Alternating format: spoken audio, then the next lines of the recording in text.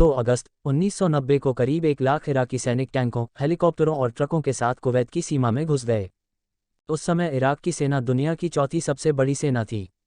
1 घंटे के अंदर वो कुवैत सिटी पहुंच गए और दोपहर होते होते इराकी टैंकों ने कुवैत के राजमहल द समान पैलेस को घेर लिया। तब तक कुवैत के अमीर भागकर सऊदी अरब पहुंच गए थे। अपने पीछे वो अपने सौतेले भाई शेख फहद अल अहमद अल सबह को छोड़ गए थे। कुवैत की 16,000 सैनिकों की सेना उनका मुकाबला नहीं कर सकी। कुवैत की सीमा पर उनका विरोध नहीं हुआ।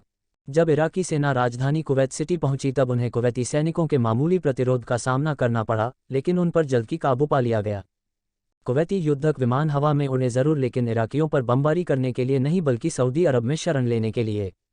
कुवैती नौसेना भी अपनी जगह पर खड़ी तमाशा देखती रही। सद्दाम के लिए एकमात्र धक्का था कुवैत के अमीर और उनके सभी मंत्रियों का सुरक्षित सऊदी अरब भाग जाना। इराक के खिलाफ 16 जनवरी 1991 को अमेरिका ने ऑपरेशन डेजर्ट स्टॉर्म की शुरुआत की थी।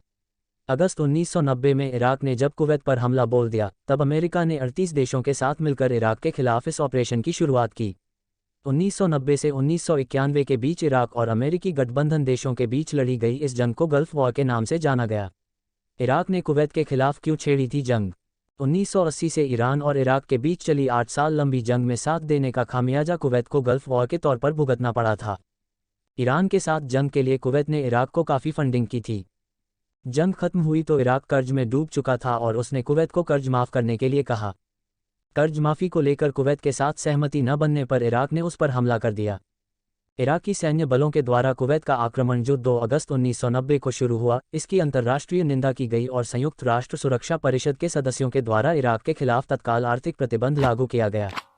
अमेरिकी राष्ट्रपति जॉर्ज H.W. बुश ने सऊदी अरब के लिए अमेरिकी बलों को नियुक्त किया और अन्य देशों से उनके सैन्य बलों को इस स्थान पर भेजने का आग्रह किया।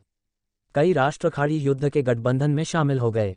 गठबंधन में सैन्य बलों का बहुमत संयुक्त राज्य अमेरिका, सऊदी अरब, संयुक्त राष्ट्र और इजिप्ट से प्राप्त हुआ। लगभग $60 बिलियन लागत के $40 बिलियन का भुगतान सऊदी अरब के द्वारा किया गया। इराकी सैन्य दलों को कुवैत से निकालने का प्रारंभिक संघर्ष 17 जनवरी 1991 को एक हवाई बमबारी के साथ शुरू हुआ। इसके बाद 23 फरवरी को एक जमीनी आक्रमण किया गया।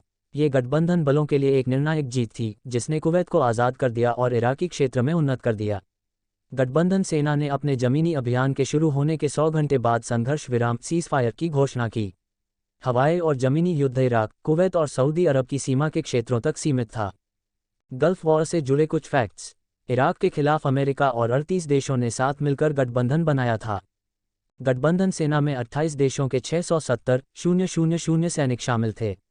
425,000 सैनिक अकेले अमेरिका के थे। यूएस के डिफेंस डिपार्टमेंट के अनुमान के मुताबिक गल्फ वॉर में 4,130 अरब रुपए $61 बिलियन खर्च हुए थे।